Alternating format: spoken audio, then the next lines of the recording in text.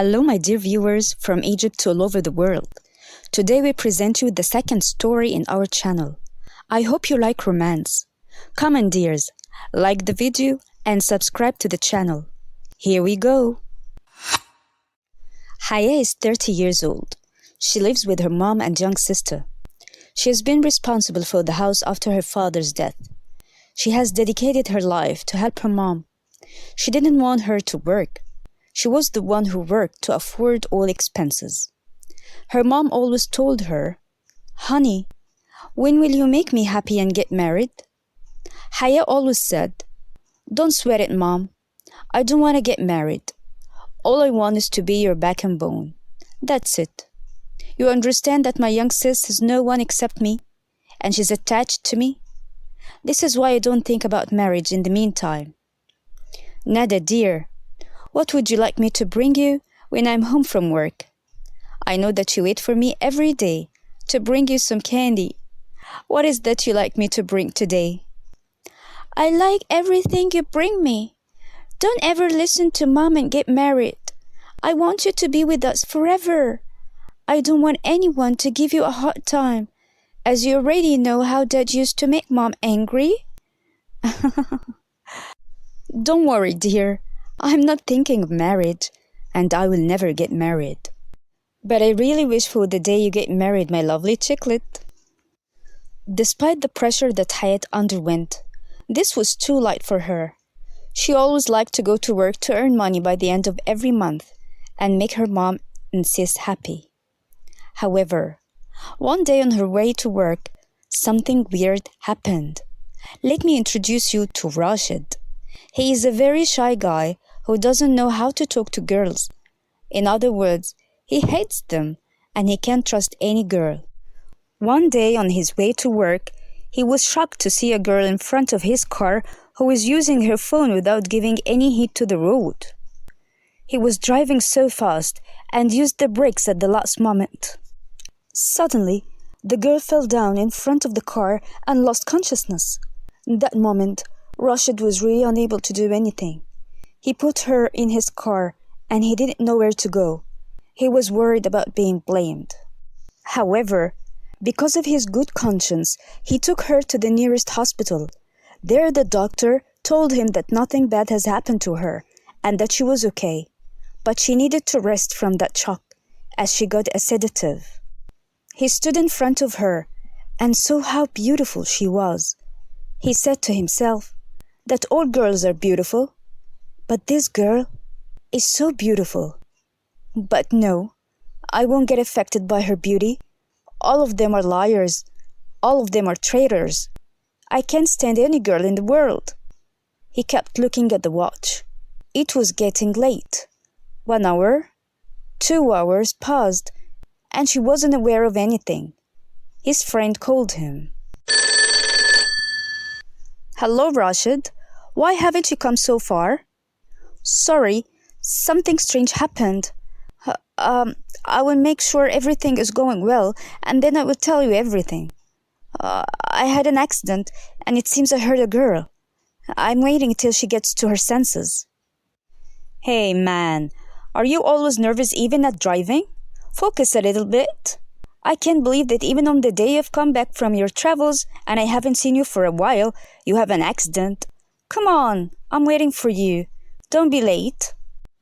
Rashid kept waiting for her till she started to get back to her senses. He kept talking to her, but she was not focusing at all. He kept telling her, "Come on, what are your demands? I'm busy now." "I'm so sorry. I don't have any. I know I was wrong. And that I was looking at the phone and didn't take care." "What do you mean? I'm standing before you all the time thinking that you might think that it was my fault. How come you don't have any demands? I thought you wanted to be compensated." "No, for sure no. I'm the one who is sorry. Please go and do whatever you want." He went away the moment he was sure that she became conscious, and he kept thinking that she didn't have any demands. He kept thinking about her, How come she was so content? She was really different from any girl he knew. It is impossible that there are really kind girls like that, he thought. She must be acting. The moment he reached the firm, his friend told him, "Hey man, it's been ages."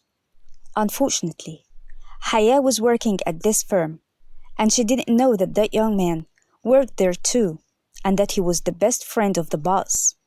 The boss was with him. Both of them are thinking of the good memories they shared because they've been friends since childhood. Tamer, the boss, knew very well Rashid's personality and that he was complex and dry, and that he couldn't afford girls. The moment he saw Haya, he kept shouting at her, "Why are you so late, miss? Is it your company? You will be deducted for 3 days." Tamer kept humiliating Haya. All the time, Rashid was looking at the phone and didn't realize that she was the same girl who was late because of him.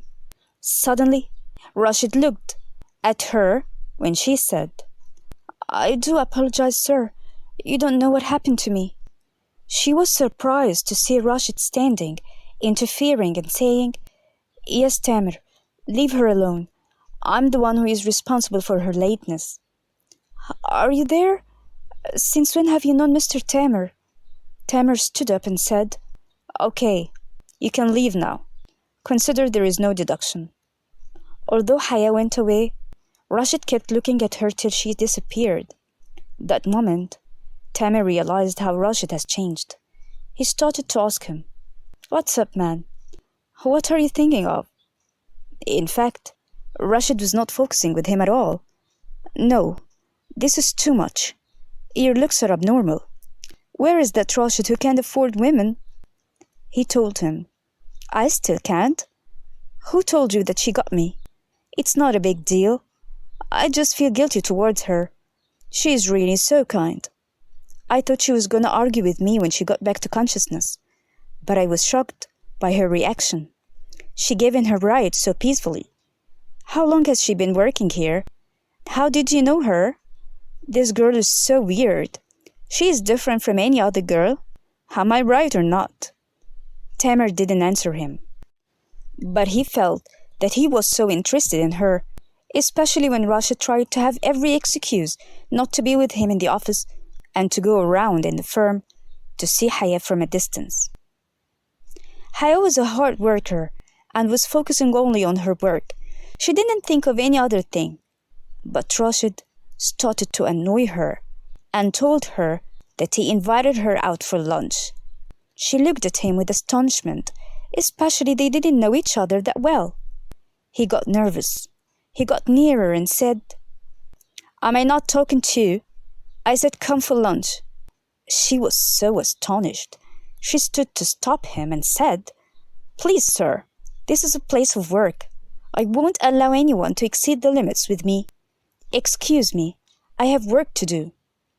She sat and kept working without even looking at him. That moment, he was shocked and he got annoyed by her attitude. Well, he started to put her in his mind more as she increased his complex against women. He went to his friend Tamer and said, "Look, you and I have been friends for too long. You know me. When I put something in mind, no one can stop me. You have to help me, Tamer." He asked for all the information about her. Tamer was surprised. Why she? "You can't bear any woman. Why this girl? Please, leave her alone. She is kind. She even works for being responsible for her young sister." "I know what I'm doing. You should trust me. Please, prepare all the information. Tomorrow I will pass by. You need to prepare it all. Don't worry. I won't hurt her or give her a hard time. But what matters is the information tomorrow. See you. I have an important errand to do." He walked away, and Tamer kept thinking. Rashid went to see her. When he saw her working, he felt how much he wanted to talk to her. He was out of control. He kept looking from a far distance, but she didn't pay any attention. After work, she went to the supermarket as usual to buy the groceries. This was done on a daily basis, as her mom and young sister asked her to buy them things. On that very day, her phone rang. It was a strange number, and she didn't use to answer any strange numbers. She decided not to answer. That moment, Rashid was calling her. He took her number from Tamer, his friend. He kept calling, but it was in vain. Haya reached home and sat beside her sister. She told her, "I brought you everything you asked me to buy. Whenever you want something, I will get it to you. Don't worry, dear." Haya was really kind too and tender with her as usual, as she was the one who was bringing her up after their dad's death, and that's why her sister loved her so much. She sat with her mom and drank some juice with her after they ate lunch. She told her what happened with the so-called Rashid. She told her he was chasing her. Every time he saw her, he decided that he would invite her for lunch, but she declined.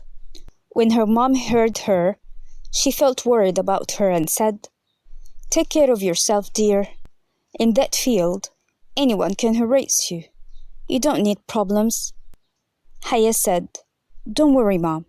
I'm big enough. I know what I'm doing, and I know very well how to defend myself. Don't worry at all." She went to her room, and she was not giving the matter a big deal. But the mother was deeply worried when she heard that from her, and she was really not reassured. Dears, here we come to the end of the first part of our story, You're All Mine. If you really liked it, press like, subscribe to the channel, and activate the bell so that you can hear from us and from our stories. Till I see you in the next part, I wish you all the best and thank you for watching. Goodbye.